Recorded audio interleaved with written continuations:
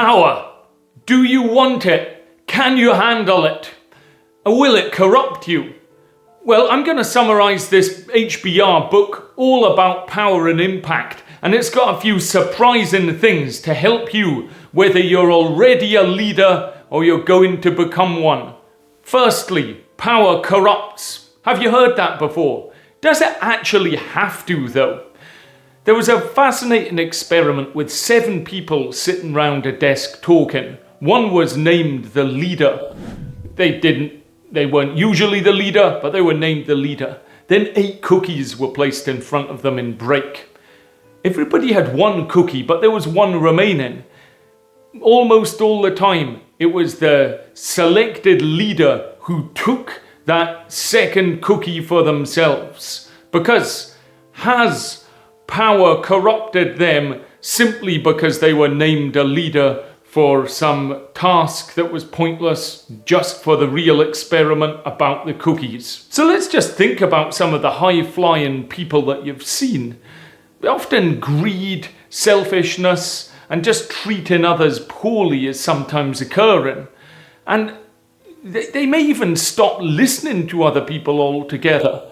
It's important to be aware that that's happened to others so it doesn't corrupt us. So one way of overcoming this is by showing empathy, gratitude, and generosity. There was a great story of one CEO who had done handwritten notes thanking people for what they had done well on that particular day. And he said then when he walked about, you'd often see in people's offices these handwritten notes pinned up so they boosted morale. Now, I'm not saying you have to write loads of thank you notes. You feel free to write a comment below and give your suggestions about empathy, gratitude, and generosity. But mainly it's about staying humble and remembering the valuable contributions that your team members make. Now, there's a thing called the power paradox.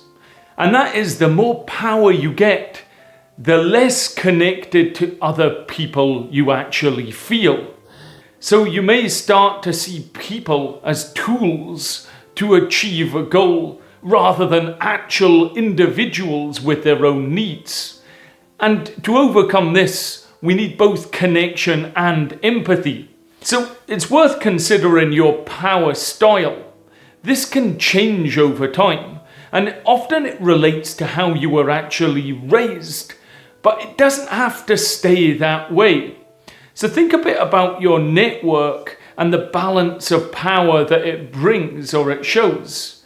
Because you could rank people even to say how replaceable they are and how key they are for you as a potential leader and achieving your business goals. And what you may find from that is that there's 1 or 2 key individuals that you're completely reliant upon. And if they were to, God forbid, pass away or move to a different country, as cited in this book, then people's power can just be shattered overnight. Equally, it's worth flipping it back, thinking in their shoes, are you actually replaceable? Are you bringing much to the table to help them? If you find most people are replaceable, it's likely that you're having transactional relationships rather than making deep friendships and a deep network. So you've got power now. You want to hold on to it. I'll tell you 4 common mistakes that people do to actually throw their power away. Firstly, it's paralysis. This is a leader who simply can't make a decision. They'll lose power quickly. A second is over-inclusion. People then try and get too many opinions, and it can bog down and slow down decision making. And it's almost people are then afraid to make a decision themselves, so they're trying to get everybody included. A third is accommodation. This isn't where you're living. This is pandering to people's requests. Everybody has a request. You try and help them by saying, yeah, that's fine, but you're losing sight of the bigger picture. The fourth one is tolerating poor performance. If you don't address this, it will continue, your power will weaken. So if you can actually avoid those 4 mistakes, you can maintain your influence. As a leader, remember, emotions are contagious. So if you're in a bad mood, other people will soon be in a bad mood.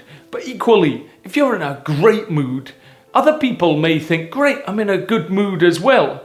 So don't forget, it's a subtle art here that you can give your team more power simply by choosing to empower them. And if you are in a better mood, then they may become in a better mood, and then the team's more positive, it can be more productive. If you want to know more about positivity, check out that video. So, you'll often hear about people who are manipulative.